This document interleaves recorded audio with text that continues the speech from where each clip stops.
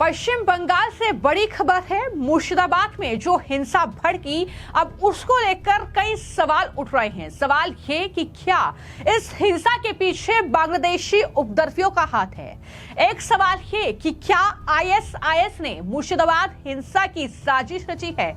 जी हाँ, ये कई सवाल जिसका जवाब अब हिंसा की प्रारंभिक जांच में मिला है और चौंकाने वाले खुलासे बंगाल में हुई हिंसा को लेकर सामने आए हैं। दरअसल मुर्शिदाबाद की हिंसा का पाकिस्तानी कनेक्शन सामने आया है और हिंसा के पीछे आईएसआईएस का हाथ होने की खबर भी सामने आई है। खबर यह है कि मुर्शिदाबाद में पर्चे बांटे गए थे जिस पर इस्लामिक स्टेट ऑफ बंगाल लिखा था और ये तमाम चीजें उस पर्चों पर उर्दू में लिखी हुई थी। अब आईएसआईएस की एंट्री के बाद खुफिया एजेंसी अलर्ट हो गई है और वहीं पर दूसरी तरफ सरकारी सूत्रों के हवाले से जो जानकारी मिल रही है उसके मुताबिक हिंसा में कुछ बांग्लादेशी उपद्रवियों की संलिप्तता के भी संकेत मिले हैं। यानी बंगाल में जो कुछ भी हो रहा है, क्या वो पाकिस्तान या फिर बांग्लादेश के इशारे पर हो रहा है? क्या उसमें बांग्लादेश के उपद्रवियों की संलिप्तता है? क्या उसमें पाकिस्तान की खुफिया एजेंसी आईएसआईएस का हाथ है? ये तमाम सवाल अब कहीं ना कहीं उठ रहे हैं और इसके पीछे क्या साजिश है, क्या षड्यंत्र है, इसको लेकर अब न सिर्फ सुरक्षा एजेंसियां अलर्ट मोड पर हैं, बल्कि जो गृह मंत्रालय को पहली जांच की रिपोर्ट जो पहुंची है उसमें यही तमाम बातों का जिक्र किया गया है। और वहीं पर दूसरी तरफ बीएसएफ यानी बॉर्डर सिक्योरिटी फोर्सेस पर जो आरोप ममता बनर्जी और उनकी पार्टी के नेताओं ने लगाए, उसको लेकर अब बीएसएफ ने बड़ा खुलासा करते हुए ममता बनर्जी को मुंहतोड़ जवाब दिया है। तो ये बीएसएफ ने जवाब दिया है ममता बनर्जी को, जो बीएसएफ के ईस्टर्न कमांड के एडीजी हैं। उन्होंने दरअसल ममता बनर्जी के आरोपों पर पलटवार किया और कहा कि हमारी जो प्राथमिकता है वो बॉर्डर को गार्ड करने की है और हम लगातार लोगों को घुसपैठ से रोकते हैं, पुलिस को गिरफ्तार करने के लिए हम दिशा निर्देश देते हैं। ये तमाम बातें कहते हुए क्या कुछ बीएसएफ के जो ईस्टर्न कमांड के एडीजी हैं रवि कुमार गांधी, उनकी तरफ से कहा गया है, जरा border guarding force, you know, we are guarding the border very effectively and efficiently, and we have electronic surveillance on the borders, and round the clock our men are doing duties, so we are ensuring safety and security of the border. So I told you that we are guarding the border very effectively. There is no iota of doubt in that, and that is our core competency. तो आपने BSF के अधिकारी को सुना जो साफ तौर पर ये कह रहे हैं कि हमारा मकसद जो है वो सीमा की सुरक्षा करना है। हम घुसपैठियों को पनाह देने का आरोप हम पर लग रहा है कि टीएमसी कह रही है कि दरअसल बीएसएफ की मदद से जो बांग्लादेशी उपद्रवी हैं वो घुसपैठ कर रहे हैं और पश्चिम बंगाल में हिंसा भड़क रही है। लेकिन हम बॉर्डर को सिक्योर करते हैं, हम पुलिस को जानकारी देते हैं अगर कोई अवैध रूप से घुसपैठ करता है। ये तमाम बातें अधिकारियों की तरफ से कही गई हैं। मैं आपको जानकारी दे दूं कि वक्त वक्त पर ममता बनर्जी जो कि पश्चिम बंगाल की मुख्यमंत्री हैं, उन्होंने ये आरोप लगाया है कि बीएसएफ बांग्लादेशियों को एंट्री की परमिशन देती है। और इतना ही नहीं, जब पश्चिम बंगाल में हिंसा भड़की हुई है, जब मुर्शिदाबाद में हालात बेकाबू हो रहे हैं, ममता बनर्जी पर आरोप लग रहे हैं और ममता बनर्जी सरकार सवालों में घिरी हुई है, लगातार राष्ट्रपति शासन का जिक्र वहां पर हो रहा है, तो इन सब के बीच जो कुणाल घोष हैं टीएमसी के नेता, उन्होंने दरअसल आरोप लगाया था कि मुर्शिदाबाद हिंसा के पीछे 2 या 3 राजनीतिक दलों के हिस्से और बीएसएफ के एक हिस्से के शामिल होने के इनपुट उन्हें मिले हैं। कुणाल घोष ने तो यहां तक कहा कि बीएसएफ की एक टुकड़ी की मदद से सीमा में सेंध लगाई गई, कुछ उपद्रवी घुस आए, अराजकता फैलाई और उन्हें वापस जाने के लिए सुरक्षित रास्ता दिया गया। अब जाकर बीएसएफ ने इन आरोपों का जवाब दिया जब उनसे सवाल किया गया कि इस तरीके के आरोप आप पर लग रहे हैं। We are receiving some inputs and allegations that there was a larger conspiracy behind those incidents. Some section of central agency,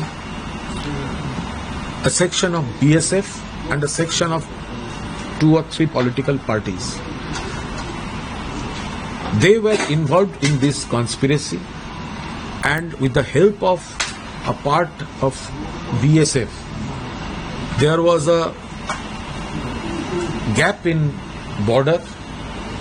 Some miscreants entered, they made chaos, and they were given safe passage to return.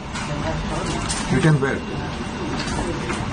I use the word border, and with the help of a section of BSF. Whether it is true or not, there is a need of proper investigation, because the local people,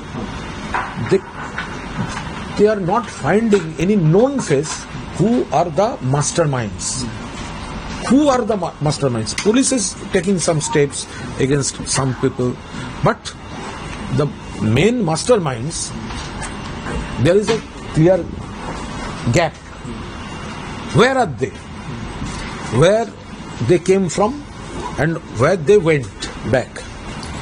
So there is an allegation that with the help of BSF, there is a deep-rooted conspiracy here to malign West Bengal, to create some scenes in those areas, so that BJP and opposition can use those scenes as their political platform, because BJP has no issue here. तो कुल मिलाकर यहाँ पर BSF की तैनाती जिस तरीके से बॉर्डर एरिया पर है, उसकी ही मदद से आज जो है पश्चिम बंगाल के उस मुर्शिदाबाद में हालात थोड़े काबू में है और वहां पर सेंट्रल फोर्सेस की तैनाती की गई है। लेकिन बीएसएफ ने अब ममता बनर्जी को बाकायदा डेटा जारी करके सबक सिखाया है और ये जानकारी दी है कि भारत बांग्लादेश सीमा पर औपचारिक तौर पर 2023 में 5,492 लोगों को घुसपैठ करने बांग्लादेश जाने से रोका गया है। 2024 में ये आंकड़ा 5,130 का था और 2025 में 31 मार्च तक ये जो आंकड़ा है ये 1,127 लोगों को हमने रोका है। और इस तरीके से मैं आपको जानकारी दे दूं कि भारत और बांग्लादेश के बीच पश्चिम बंगाल में जो इंटरनेशनल बॉर्डर है वो कुल 2,216 किलोमीटर का है। तो वहां पर बीएसएफ की तैनाती है और जाहिर तौर पर तस्करी होती है, जो घुसपैठिया एंट्री करते हैं उसको लेकर बीएसएफ हमेशा सतर्क रहती है। लेकिन लगातार इस तरीके के आरोप भी बीजेपी की तरफ से लगते रहे हैं कि पश्चिम बंगाल में सिर्फ अपना वोट बैंक बनाने के लिए ममता बनर्जी लगातार बांग्लादेशी घुसपैठियों को पनाह देती रही हैं, उनका इस्तेमाल करती रही हैं वहां पर अराजकता फैलाने के लिए, वहां पर हिंदुओं को डराने के लिए, वहां पर इस तरीके के हिंसा कराने के लिए। और एक बार फिर से वही तस्वीर देखने को मिली। लेकिन जहां पर एक तरफ टीएमसी ने आरोप बीएसएफ पर मर दिया, तो वहीं पर बीएसएफ ने अब मुंहतोड़ जवाब दिया है और कहा है कि हमारा उद्देश्य घुसपैठ कराना नहीं है, हमारा उद्देश्य है बॉर्डर की सिक्योरिटी, किस तरीके से बॉर्डर को गार्ड किया जाए, किस तरीके से घुसपैठियों को रोका जाए और हम जो स्थानीय पुलिस प्रशासन होता है उसके साथ मिलकर के काम करते हैं। तो इस तरीके से जवाब जो है अब ममता बनर्जी को दिया गया है। लेकिन सवाल यह है कि जिस तरीके से आईएसआईएस और साथ ही बांग्लादेशी उपद्रवियों के इस हिंसा में शामिल होने का मामला सामने आया है, अब जांच जैसे जैसे आगे बढ़ेगी तो देखना होगा क्या कुछ बड़े खुलासे पश्चिम बंगाल के मुर्शिदाबाद में भड़की हिंसा को लेकर होते हैं, क्योंकि वक्फ कानून के विरोध के नाम पर यह सब कुछ हो रहा है। लेकिन असल मकसद क्या है, क्या कोई नेता शामिल है, किसकी मदद की जा रही है, ये भी कई सवाल हैं जो इस हिंसा को लेकर उठ रहे हैं, जिसका जवाब जाहिर तौर पर आने वाले वक्त में मिलेगा।